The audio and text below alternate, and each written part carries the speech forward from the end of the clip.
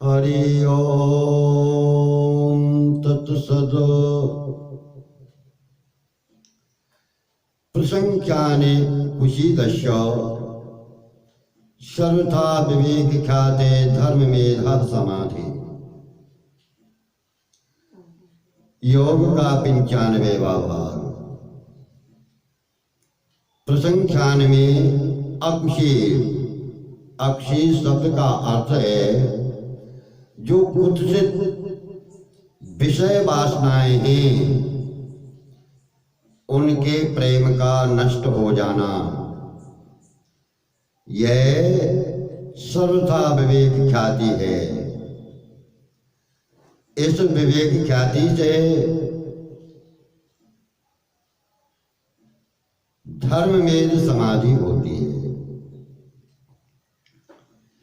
प्रसंख्यान को पाए इच्छा नहीं जिह सिद्ध की, कुत्सित विषय विहाय विवेक ख्याति ते सर्वदा। पावत फल कैवल्य, पावत फल कैवल्य, कर्म अशुक्ल अकृष्ण कर, धर्म मेध समतुल्य, लहे समाधि अक्षय सको। प्रसंख्यान ज्ञान में जो अक्षीद हैं, अर्थात प्रसंख्यान में प्राप्ति सिद्धि आदि की इच्छा को नहीं करता, उनको भी अंतवान जानकर, यानी प्रसंख्यान जो ज्ञान है उसमें योगी सिद्धि आदि की भी इच्छा नहीं करता, क्योंकि उनको भी वह अंतवान समझता है, यानी एक दिन ये भी जाने वाली होती हैं, इनका भी अंत होता है। कुत्सित विषय जो घृणित विषय वासनाएं हैं उनसे भी प्रेम नष्ट कर देता है। उसको सर्वथा विवेक ख्याति से, यानी विवेक ज्ञान से धर्म में एक समाधि जिसमें केवल अशुक्ल अकृष्ण मानी न जो धर्म है न अधर्म है, जिनका फल कैवल्य है, ऐसी समाधि प्राप्ति होती है। और संस्कार रूपी जो बीज हैं उनके नष्ट हो जाने से फिर अन्य प्रत्यय की उत्पत्ति नहीं होती। अगला सूत्र कहता है ततः क्लेश कर्म निवृत्ति। उससे जो क्लेश हैं, दुख हैं, क्लेश दुख देने वाले कर्मों से छुटकारा मिलता है, निवृत्ति होती है। धर्म में समाधि थे होत क्लेश की हानि, जन्म मरण के दुख थे सहज निवृत्ति जानी। उस धर्म में समाधि प्राप्त होने से सभी प्रकार के क्लेश दुख रूपी जो कर्म हैं उनकी निवृत्ति हो जाती है, उनसे छुटकारा मिल जाता है। अर्थात क्लेश के मूल कर्माशय का नाश हो जाता है। क्लेश कर्म के नष्ट होने से ज्ञानी जीवन मुक्त होता है, फिर उसका जन्म नहीं होता, क्योंकि उत्पन्न होने का कारण अज्ञान व कर्माशय होता है, और उसी का नाश हो जाने से फिर जन्म नहीं होता। कारण के नाश होने से काय रूप जन्म का नाश हो जाता है, यानी फिर जो ये काया रूपी शरीर है इसका जन्म नहीं होता। अर्थात फिर जन्म की प्राप्ति नहीं होती। तदा सर्वावरणम अलापेस्तस्य ज्ञानस्यानंत्याज ज्ञेयमल्पम। तब संपूर्ण क्लेश कर्म रूपी जो आवरण मल से रहित योगी का ज्ञान अनंत होता है, उसकी कोई सीमा नहीं होती।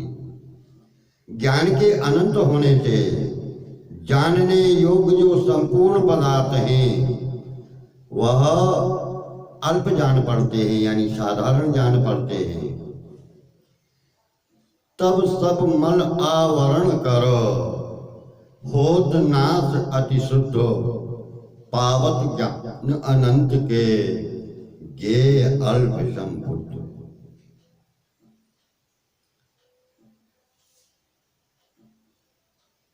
अब अगला सूत्र कहता है तथा कृतार्था नाम परिणाम क्रम समाप्तिर गुणानाम। उससे कृतार्थ गुणों के परिणाम क्रम की समाप्ति हो जाती है। धर्म मेद समाप्त के उदय भये परता तो गुण कृतार्थ का पाप करो क्रम परिणाम नसात। गुण प्रवृत्तियों से होते है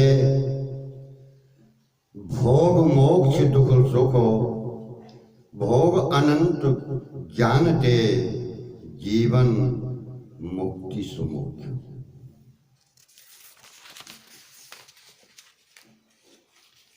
मुक्ति अवस्था पाए गुण कृतार्थ हुई रह तो नहीं, गुण अस्थिर न रहाए पुण्य प्रवृत्ति नहीं कर सकी। उस धर्म में समाधि के उदय होने से, वह समाधि लगने से कृतार्थ गुणों के परिणाम क्रम की भी समाप्ति होती है। इसका अर्थ यह है कि जिस ज्ञानी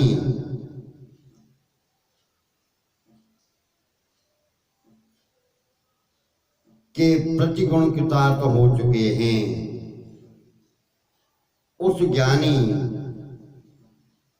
के फिर गुणों प्रवृत्त नहीं होते।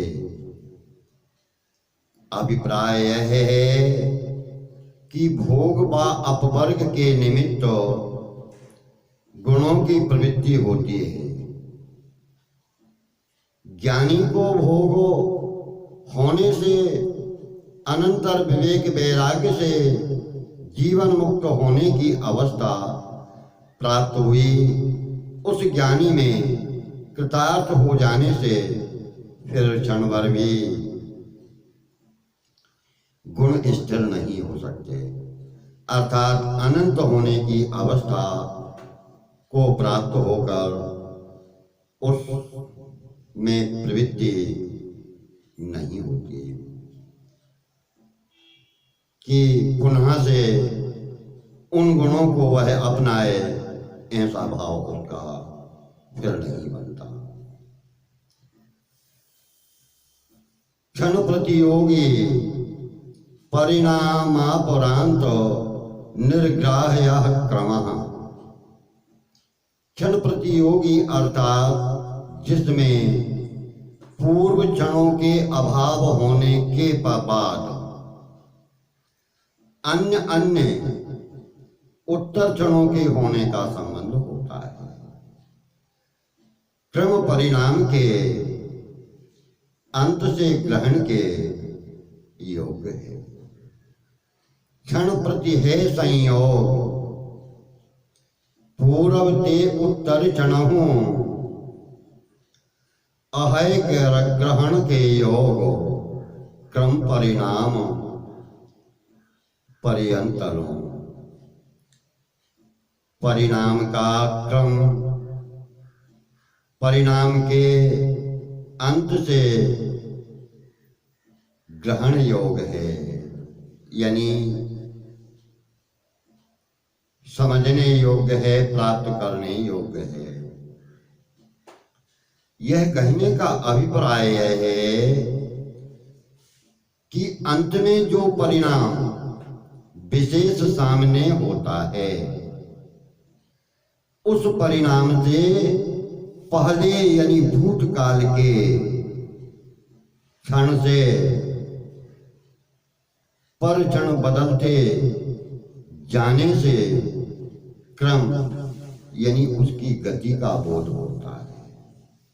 जैसे प्रयत्न से रखे जाने पर भी नए वस्त्र का कालांतर यानी समय निकलने से पुराना हो जाना विदित होता है, जान पड़ता है। यह पुराना परिणाम का अंत है। इससे यह अनुमान किया जाता है कि इस पुराने होने के प्रत्यक्ष होने से पहले भी क्षण क्षण में सूक्ष्म सूक्ष्म पुराणता जो प्रत्यक्ष नहीं हुई वह हो रही थी। बहुत बार स्थूल यानी बढ़ जाने में अब वह जान पड़ती है, होती है।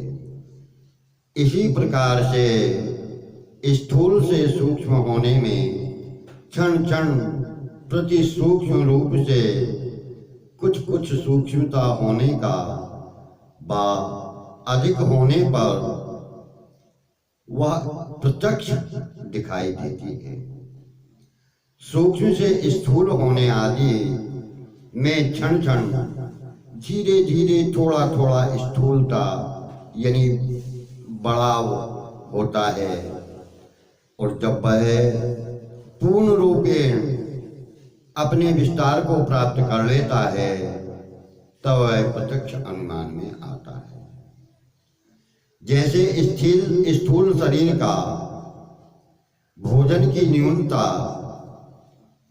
व अन्य कारण से जो कृश यानी दुबला होना या छोटे बालक को मास या वर्ष के बाद देखने में उसके शरीर का वर्णा मालूम होता है, उसका प्रत्यक्ष होने ही के समय में होना अनुभव से सिद्ध नहीं होता। पूर्व ही से जो प्रति क्षण क्षण न्यूनता यानी थोड़ा थोड़ा बढ़ रहा था, वह बड़ स्थूल बड़ा होने पर मालूम पड़ता है। सूक्ष्म रूप होने से क्षण क्षण व दिन दिन जो बालक के शरीर में युवावस्था पर्यंत वृद्धि होती है, वह प्रति क्षण व प्रतिदिन मालूम नहीं होती।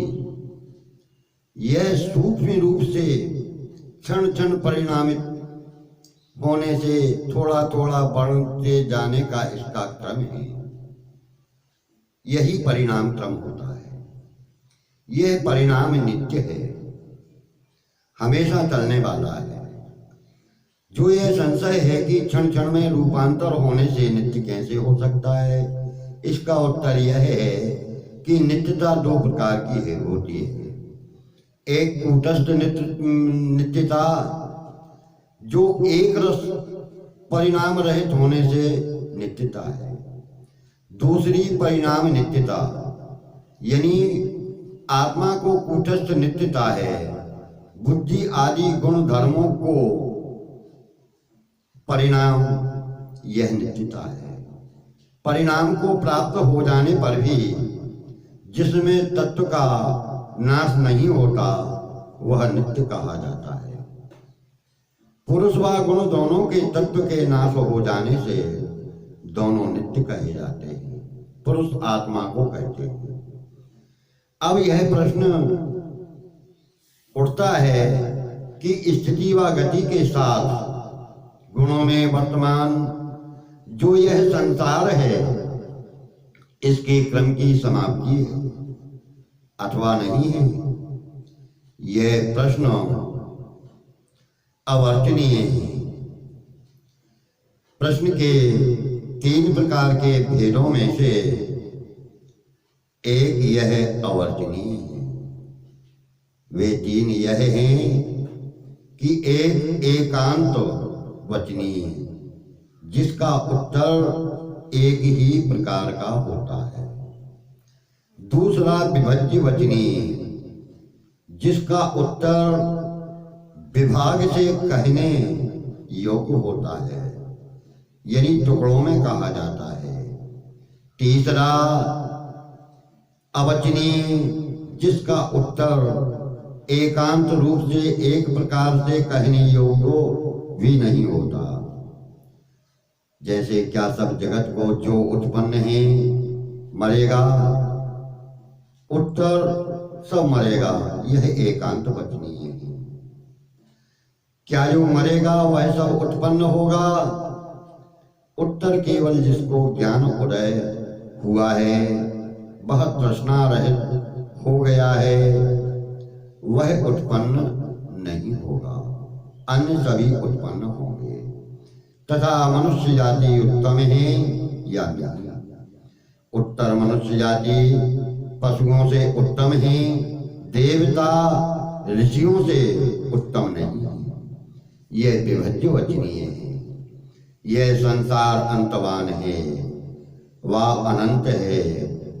यह अवचनीय है, क्योंकि 2 में से एक विशेष रहने योग्य नहीं है। परंतु आगम प्रमाण, शब्द प्रमाण से इसका उत्तर यह है कि ज्ञानी को संसार क्रम की समाप्ति है, अर्थात ज्ञानी को संसार अंत को प्राप्त होता है, अज्ञानी को नहीं होता।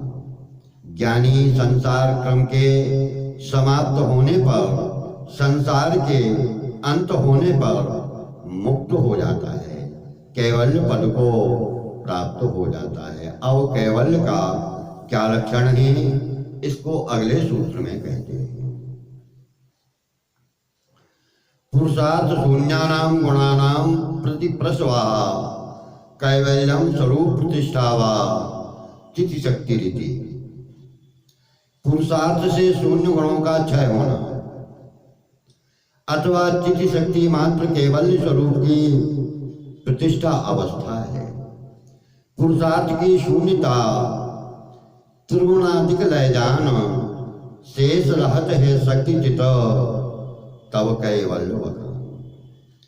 पुरुषार्थ शब्द का यहाँ पर मोक्ष से भाव है, तो पुरुषार्थ जो मोक्ष है उससे शून्य हो, अवर्ग के अर्थ कार्य कारणात्मक जो प्रकृति रूप त्रिगुण व महतत्व आदि कार्य के गुण हैं, उनके क्रम से सबका लय हो जाने से, समाप्त हो जाने से, लीन हो जाने से अथवा बुद्धि संबंध रहित तो केवल आत्मा की शक्ति मात्र अपने शुद्ध ज्ञान आनंद स्वरूप अवस्था में ईश्वर में समाधि प्राप्त होने से जीव का प्राप्त होना केवल मोक्ष है। जो यह संशय हो कि ईश्वर में समाधि सिद्ध होने से इस अर्थ का ग्रहण सूत्र शब्द से भिन्न कहाँ से होता है, तो पहले ही पुरुषार्थ सिद्ध होने के लिए अष्टांग योग के वर्णन में ईश्वर उपासना, ईश्वर प्रणिधान का वर्णन किया गया है। उस संबंध से ग्रहण करना उचित है। ईश्वर अनुग्रह से शुद्ध रूप होकर ईश्वर में विलीन होना, मिल जाना, प्राप्त हो जाना, जीव नित्य आनंद को प्राप्त होता है। इसी प्रयोजन से ईश्वर उपासना व ईश्वर प्रणिधान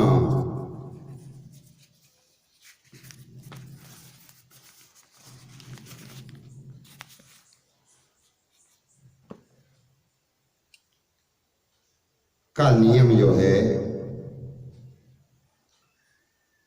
पालन करना चाहिए, ईश्वर की उपासना करना चाहिए, ध्यान करना चाहिए। हरि ओम तत्सत।